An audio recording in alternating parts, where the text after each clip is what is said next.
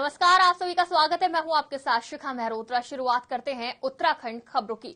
उत्तराखंड में लगातार बारिश के चलते सरकार हाई अलर्ट पर है। भारी बारिश के चलते प्रदेश के कई इलाकों में भूस्खलन होने से कई सड़कें हादसे के सामने आ रहे हैं और हालांकि आफत की बारिश भी चुनौती बनी हुई है, जिससे निपटने के लिए एसडीआरएफ एनडीआरएफ पूरी तरह से मुस्तैद है। वहीं सचिव आपदा रंजीत कुमार सिन्हा ने बताया कि यमुनोत्री राष्ट्रीय राजमार्ग पर हुए हादसे में जिन यात्रियों की मृत्यु हुई है, उनमें से एक के परिजनों की रिक्वेस्ट पर अंतिम संस्कार हरिद्वार में किया जाएगा।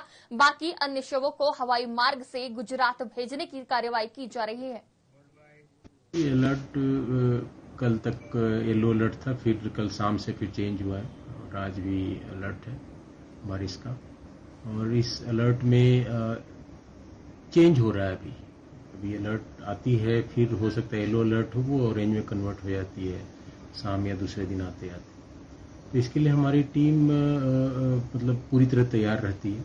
और जैसा कि आपने देखा भी है हमारी रेस्क्यू और रिस्पांस में कि कई जगह हमने काफ़ी लोगों को रेस्क्यू किया है, जाने बचाई है। कल गुजरात इसके यात्री थे जो कि गंगोत्री हाईवे पे जिनका की बस गिर गई थी, उसमें 28 लोगों को बचाया गया, 7 लोगों की मृत्यु हुई। 7 लोगों की मृत्यु हुई, वो एम्बार्मिंग चल रहा है जॉलीग्रांट में। और एम्बार्मिंग करने के बाद कुछ लोगों को ले जाने की व्यवस्था की जा रही है। एक की अंत्येष्टि यहीं हरिद्वार में की जाएगी, जैसा उनके परिजनों का जो आग्रह था उसके अनुसार। बाकी लोगों को चार्टर्ड प्लेन से गुजरात ले जाने की व्यवस्था की जा रही है। कांग्रेस मुख्यालय में मुख्य प्रवक्ता गरिमा दासोनी ने प्रेस वार्ता कर डीडीहाट की स्वास्थ्य व्यवस्था को लेकर सरकार पर निशाना साधा। इस दौरान विधायक बिशन सिंह चौपाल पर जमकर बरसती हुई नजर आई। उन्होंने स्वास्थ्य व्यवस्था पर जोर देते हुए कहा कि डीडीहाट के सामुदायिक स्वास्थ्य केंद्र में अक्षरा मशीन और अल्ट्रासाउंड के लिए स्थानीय लोगों को दूर दूर की ठोकरें दर दर भटकना पड़ता है और ठोकरें खानी पड़ती हैं और गर्भवती प्रसूता महिलाएं भगवान भरोसे ही हैं। उनका कहना है कि इससे पता चलता है कि स्वास्थ्य व्यवस्थाओं का हाल क्या है। उन्होंने शासन प्रशासन से इसका संज्ञान लेने की बात कही है। साथ ही मुख्यमंत्री पुष्कर सिंह धामी से मांग की है कि डीडीहाट के स्वास्थ्य केंद्रों में रिक्त पदों को शीघ्र भरा जाए। ऐसे जनप्रतिनिधि किसी काम के नहीं है, उनका होना ना होना बराबर है। और डीडीहाट की जनता की भी ये भूल है कि बार बार एक के बाद एक कार्यकाल में वो बिशन सिंह चौपाल को अपना विधायक चुन रहे हैं, जबकि स्वास्थ्य सेवाओं का इतना टोटा वहां पर है। और आपको जैसा कि पता है स्वास्थ्य सेवाओं के बिना क्या व्यक्ति की हालत होती है, वो मूलभूत समस्या है किसी की भी। आज के दौर में जब तमाम तरह की बीमारियां हमें घेर रही हैं, ऐसे में जनता को लव जिहाद, लैंड जिहाद, यूसीसी की जरूरत नहीं है। उत्तराखंड की जनता स्वास्थ्य सेवाएं मांग रही है और आप उसको दे कुछ और रहे हैं। मुख्यमंत्री क्यों धृतराष्ट्र बने हुए हैं? मुख्यमंत्री क्यों कुंभकर्ण बने हुए हैं? बिशन सिंह चौपाल से तो जितनी उम्मीद थी वो खत्म हो गई। उनको तो चुल्लू पर पानी लेकर कहीं डूब मरना चाहिए कि तीन बार मंत्री पद और कैबिनेट में स्थान पाने के बाद भी आप डीडीहाट की जनता के लिए कोई सौगात नहीं ले जा पाए। ऐसे में पत्र जो हमारे स्थानीय कांग्रेस के कार्यकर्ताओं ने लिखा, अभी भी उनका धरना कायम है। स्थानीय जनता को उनको भरपूर सहयोग मिल रहा है और व्यापार संघ भी उनके साथ अब सम्मिलित हो गया है। इन पर बीतती होगी, कैसे ये पैदल जाते होंगे 9 किलोमीटर सामुदायिक केंद्र तक, और फिर सामुदायिक केंद्र में इनको ठेंगा दिखाते हुए इनको भिधौड़ागढ़ का रास्ता दिखाया जाता है। तो ऐसे में मुख्यमंत्री क्योंकि उसी इलाके के हैं, मैं करबद्ध निवेदन, हाथ जोड़कर निवेदन, मैं मांग नहीं कर रही हूं, मैं हाथ जोड़कर निवेदन कर रही हूं आपसे मुख्यमंत्री जी कि इस प्रदेश की जनता ने कुछ विश्वास करके आपको वोट दिया है, आपकी पार्टी को वोट दिया है। और खबर देहरादून से है, जहां नरसिंह कृपा धाम और ब्राह्मण समाज उत्थान परिषद ने एक कॉन्फ्रेंस का आयोजन किया। जानकारी के मुताबिक आगामी 23 अगस्त को गोस्वामी तुलसीदास की 526वीं जयंती मनाई जाएगी और इस कार्यक्रम का आयोजन नगर निगम के टाउन हॉल में किया जा रहा है, जिसमें मुख्य अतिथि के रूप में नरेश बंसल राज्यसभा सांसद और सुनील उनियाल गामा मेहर शिरकत करेंगे। समाज में महत्वपूर्ण योगदान देने वाले व्यक्तियों को तुलसी रत्न सम्मान दिया जाएगा। भारत के पूर्व प्रधानमंत्री राजीव गांधी की जयंती के उपलक्ष्य में राजधानी देहरादून स्थित कांग्रेस प्रदेश मुख्यालय में रक्तदान शिविर और मेडिकल हेल्थ चेकअप कैंप का आयोजन किया गया था। इस दौरान काफी संख्या में लोगों ने रक्तदान किया, साथ ही मुफ्त हेल्थ चेकअप केंद्र का भी लाभ उठाया। युवा केंद्र के मीडिया प्रभारी शिवा वर्मा ने कहा कि इस वक्त जब राज्य में डेंगू जैसी जानलेवा बीमारी चरम पर है, ऐसे में रक्तदान शिविर के आयोजन से काफी लोगों को मदद मिलेगी। देखिए, पूरे प्रदेश में युवा कांग्रेस द्वारा विभिन्न कार्यक्रम किए जा रहे हैं, जिसके चलते आज स्वर्गीय पूर्व प्रधानमंत्री राजीव गांधी जी के जन्म जयंती के अवसर पर आज कांग्रेस भवन प्रांगण में रक्तदान शिविर लगाया गया है महानगर युवा कांग्रेस द्वारा। और बहुत बढ़ चढ़कर मैं देख रहा हूँ यहाँ पर युवा के साथ साथ मीडिया कर्मी हो या अन्य स्टाफ हो, सभी हिस्सा ले रहे हैं। ये समय बहुत ही, मैं कहूँगा, कठिन समय है इस प्रदेश में, क्योंकि डेंगू चरम सीमा पर है। तो उसको ध्यान में रखते हुए बहुत बड़ी संख्या बल में युवा कांग्रेस द्वारा आज रक्तदान शिविर लगाया गया है और सभी रक्तदान दे रहे हैं, जिससे कि किसी को कभी अगर कमी। पुरानी पेंशन बहाली की मांग को लेकर आगामी 1 अक्टूबर को दिल्ली में शंखनाद महारैली का आयोजन किया जाएगा। बता दें, 1 अक्टूबर 2005 को ही पुरानी पेंशन बंद कर दी गई थी। इसी के तहत कर्मचारियों ने राजधानी देहरादून में हरिद्वार सांसद डॉक्टर रमेश पोखरियाल निशंक के आवास पर घंटी बजाओ कार्यक्रम चलाया। इसके बाद 1 अक्टूबर को दिल्ली में शंखनाद महारैली निकाली जाएगी। पुरानी पेंशन बहाली को लेकर कर्मचारी नेता संगठन के प्रदेश अध्यक्ष ने कहा कि उत्तराखंड में सांसदों के आवास पर घंटी बजाओ कार्यक्रम चलाकर पुरानी पेंशन बहाली को दबाव बनाना है। और उन्होंने कहा कि जब संसद और विधायक एक साथ कई पेंशन ले रहे हैं, तो कर्मचारी आखिर पेंशन से वंचित क्यों? पुरानी पेंशन बहाली राष्ट्रीय आंदोलन एनएमओपीएस का पूर्व निर्धारित कार्यक्रम था। पूरे देश में कार्यक्रम है कि माननीय सांसदों के आवास पर घंटी बजाओ कार्यक्रम है। एक लोकतांत्रिक तरीके से हम अपने माननीय सांसदों को जागृत करने का प्रयास कर रहे हैं कि जिस तरह से आप 3-3, 4-4 पेंशन ले रहे हो और कर्मचारियों को पेंशन से वंचित कर रहे हो, आप समय रहते जाग जाइए, नहीं तो वोट फॉर ओपीएस अभियान के तहत कर्मचारी अपना आपको जवाब देंगे। और हम अनुरोध कर रहे हैं माननीय सांसद गणों से कि आप कर्मचारियों की पुरानी पेंशन बहाल कीजिए।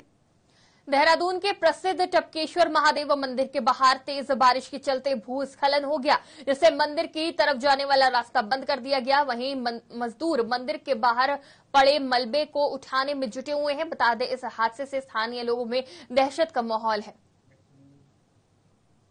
उत्तराखंड में भू अध्यादेश और यूसीसी को लेकर प्रदेश सरकार ने अपने कदम काफी आगे बढ़ा दिए हैं। प्रदेश में कमेटी ने यूसीसी को लेकर अपनी रिपोर्ट तैयार कर ली है और जल्द ही ये रिपोर्ट मुख्यमंत्री पुष्कर सिंह धामी को सौंप दी जाएगी। प्रदेश के कैबिनेट मंत्री प्रेमचंद्र अग्रवाल ने कहा कि यूसीसी को लेकर सरकार ने कदम काफी आगे बढ़ा दिए हैं और जल्द ही इसके रिजल्ट भी सामने आएंगे। वहीं उन्होंने भू अध्यादेश को लेकर भी कहा कि प्रदेश में इस समय जो स्थिति दिख रही है, उसके तहत प्रदेश में भू अध्यादेश को शीघ्र लागू करना बहुत जरूरी हो गया है।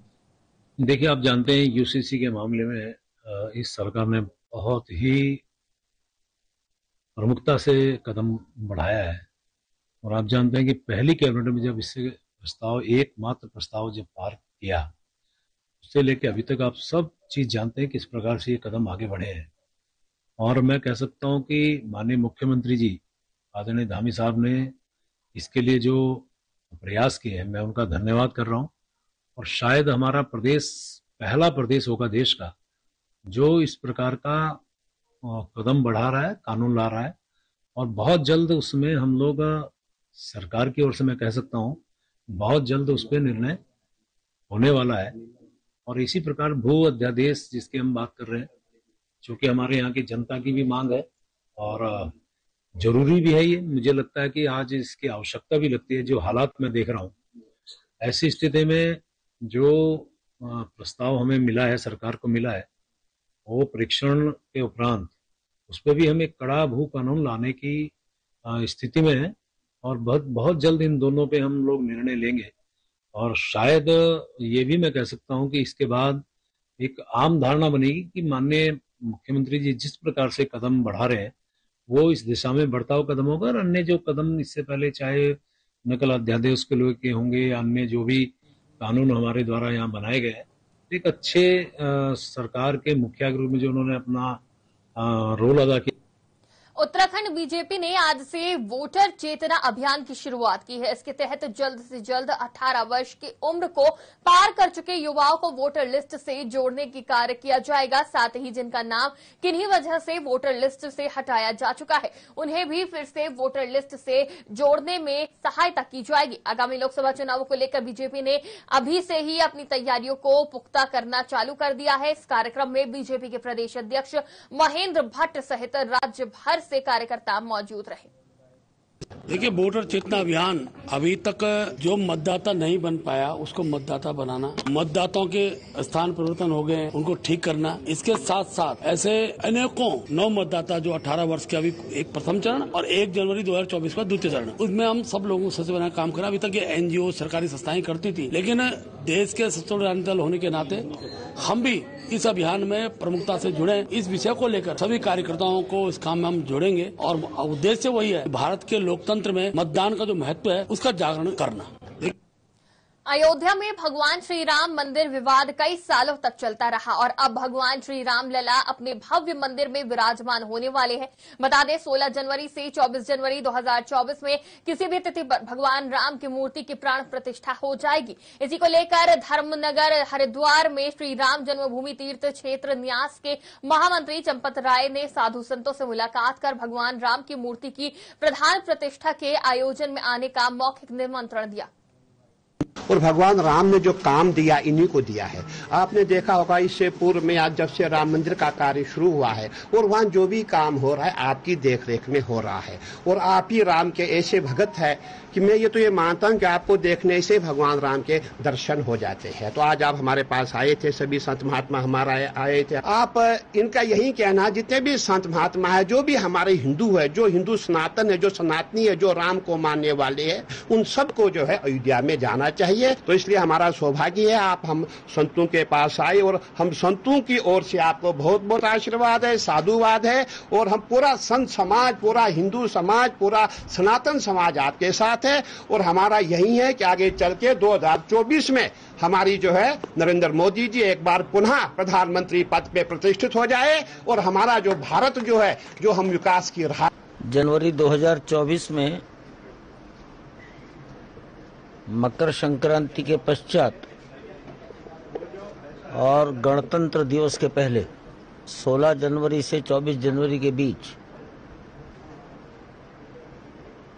किसी भी दिन रामलला के नए बने मंदिर में भूतल पर गर्भगृह में भगवान की रामलला की प्रतिमा की प्राण प्रतिष्ठा की जाएगी। प्राण प्रतिष्ठा भूतल पर है, ग्राउंड फ्लोर का गर्भगृह पूरी तरह तैयार है।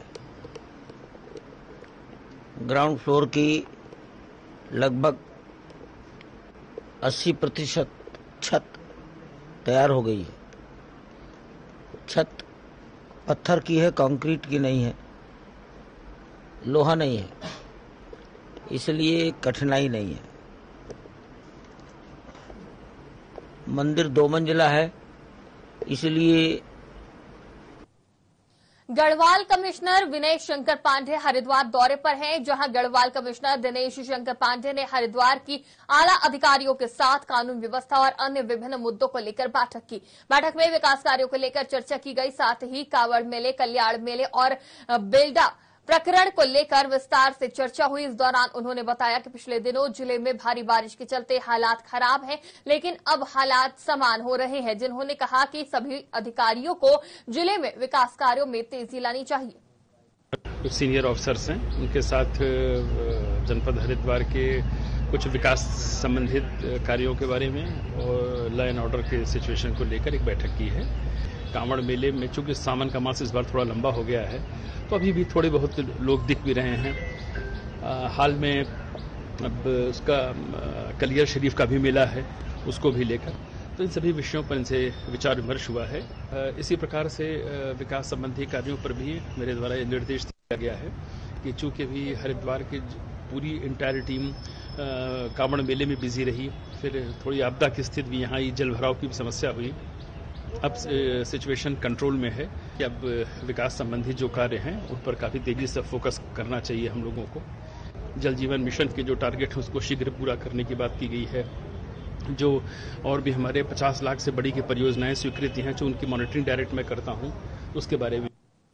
खबर हरिद्वार के हर की पौड़ी से है, जहां आस्था और देशभक्ति का अनोखा संगम दिखाई दिया।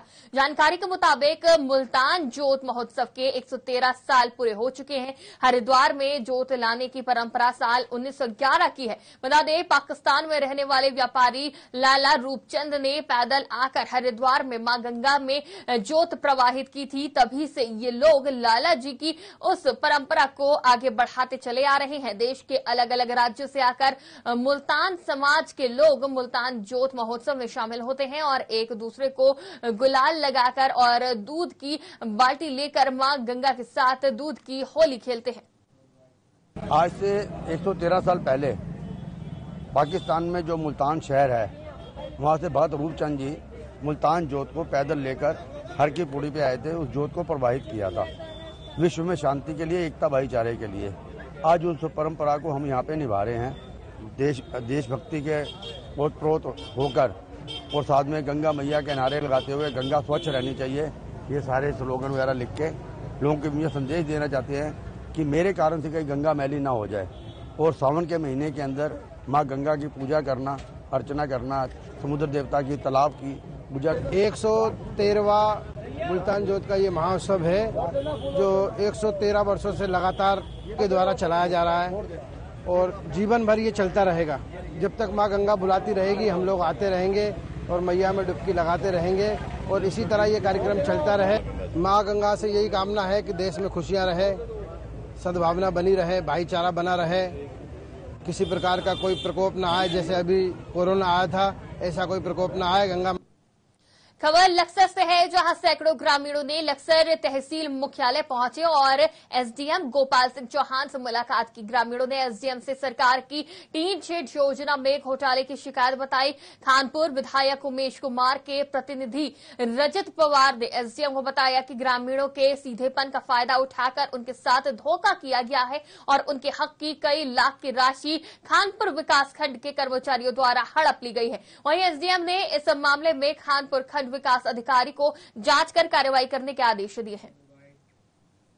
मनरेगा से कोई कार्य हुआ है और इनको उसके एवज में शायद मजदूरी वगैरह नहीं मिली है, तो ये धर्मपुर है, ये आपका जो ब्लॉक खानपुर है, वहां से एक मंडल आया था ग्रामीणों का। तो इसमें मैंने वीडियो को स्वयं जांच करने के आदेश दे दिए हैं और इसमें जो भी दोषी पाया जाएगा उसके खिलाफ कार्रवाई। ग्रामीण है रोहाल की ग्राम पंचायत, रोहाल की धर्मपुर एक ग्राम पंचायत जो खानपुर ब्लॉक में है, वहाँ के रहने वाले हैं। सीधे साधे लोग हैं, जैसा प्रधान या कोई भी अधिकारी ने समझा देता है वैसा समझ के बेचारे उसका पालन करना शुरू कर देते हैं। इनके साथ इतना बड़ा धोखा हुआ है और इनका जो अधिकार है, इनके अधिकारों का जो पैसा था वही इनका गमन कर लिया गया। कई लाख रुपए का वो गमन है। इन्हें बेवकूफ बना के इनसे पहले तो टीन शेड के नाम पे जो इनका हक बैठता था उसका पैसा ऐंठ लिया गया, उसके एवज में रिश्वत ली गई। उसके एवज में रिश्वत लेने के बाद इनका पूरा पैसा इन्हें अभी तक नहीं दिया गया। चुनावी दौर में मिली भगत से, प्रधान प्रत्याशी और सेक्रेटरी की मिली भगत से उस पैसे में से कुछ पैसा इन्हें एज ए चुनावी लालच के तौर पे इनके खातों में भिजवाया गया, वो भी सेक्रेटरी ने अपने घर पे बुलाने के बाद। उसके बाद से इनका पूरा पैसा ज्यों का त्यों वैसा ही है। इनसे निर्माण कार्य करवा लिए गए, ये भरोसा दिलवा के कि आपके पैसे आपके खातों में आ जाएंगे। उन्होंने अपनी कागजी कार्रवाई पूरी कर ली इनके निर्माण कार्यों को दिखा करके। खबर ऋषिकेश से है, जहां बीती रात बस दुर्घटना हुई, जिसके बाद घायलों का इलाज ऋषिकेश के एम्स में चल रहा है। इस दुर्घटना में 7 तीर्थयात्रियों की मौत हो गई, जबकि 28 तीर्थयात्री घायल हो गए हैं। प्रदेश के कैबिनेट मंत्री प्रेमचंद्र अग्रवाल ने ऋषिकेश एम्स में जाकर घायलों का हालचाल पूछा। कैबिनेट मंत्री प्रेमचंद्र अग्रवाल ने बताया कि सभी मरीजों का बेहतर इलाज कराया जा रहा है और जो लोग ठीक हो जाएंगे उनको जल्द डिस्चार्ज भी कर दिया जाएगा। फिलहाल सभी घायल खतरे के बाहर है। खबर रुड़की से है, जहां बसपा का जिला प्रभारी बताने वाले सतपाल जायसवाल ने पत्रकार वार्ता के दौरान बसपा प्रदेश प्रभारी, प्रदेश अध्यक्ष और जिला अध्यक्ष पर पार्टी में तानाशाही के गंभीर आरोप लगाए हैं, जिसका ताजा उदाहरण बसपा से सोनिया शर्मा को बसपा से निष्कासित करना है। जबकि सोनिया शर्मा के पति उमेश कुमार लगातार दलितों का समर्थन करते हैं। उन्होंने कहा कि सोनिया शर्मा के पार्टी से निकालने का बसपा को भारी नुकसान उठाना पड़ेगा, लेकिन वो मरते दम तक बसपा में ही रहेंगे। उन्होंने बसपा में बहुत उतार चढ़ाव देखे हैं। कुछ नेता इस पार्टी का नुकसान पहुंचाना चाहते हैं, जो जल्द ही बेनकाब होंगे।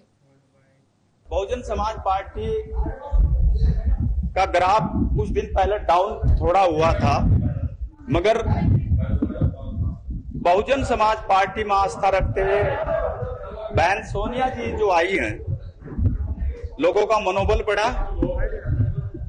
जैसे ही बेलडा कांड हुआ उसमें दलित समाज, और दलित समाज की नहीं, सभी पिछड़े लोगों की, अल्पसंख्यकों की, सबकी मदद करते रहे उमेश कुमार जी। उनकी पत्नी लोकसभा प्रभारी बना दी गई और महासचिव बना दी गई। 29 तारीख को सेंट्रल में एक प्रोग्राम हुआ, हमारे पास मैसेज आया। उसी दिन हमें राइन साहब ने ये जिम्मेदारी दी कि आप आगे बढ़ो, मनोबल मत गिरो, यहाँ का कार्य एचएनबी गढ़वाल विश्वविद्यालय से संबद्ध सभी कॉलेजों में मेरिट के आधार पर प्रवेश कराए जाने की मांग को लेकर एबीवीपी लगातार आंदोलन कर रही है। इसी कड़ी में अपनी मांग को लेकर एबीवीपी कार्यकर्ताओं ने डीएवी पीजी कॉलेज के छात्र संघ अध्यक्ष दयाल बिस्ट के नेतृत्व में पवेलियन ग्राउंड से लेकर जिलाधिकारी के कार्यालय तक पैदल मार्च किया और अपनी मांगों को लेकर जमकर नारेबाजी करते हुए प्रदर्शन किया और जिलाधिकारी के माध्यम से एचआरडी मिनिस्टर के नाम ज्ञापन सौंपा। मेरिट बेस पे एडमिशन हो और सीयूटी कैंसिल हो हमारे को महाविद्यालय में, इसी मांग को हमने परसों महाविद्यालय में धरना भी दिया था। और आज जो है हम डीएम मैम को ज्ञापन देने आए हैं। डीएम मैम को माननीय एमएचआरडी मिनिस्टर, डीएम मैम के माध्यम से एमएचआरडी मिनिस्टर को ज्ञापन देने आए हैं और डीएम मैम से निवेदन करते हैं कि हमारी इस बात को सरकार में रखने की कोशिश करें। और जब तक हमारे महाविद्यालय में सभी छात्रों के एडमिशन नहीं हो जाते, विद्यार्थी परिषद।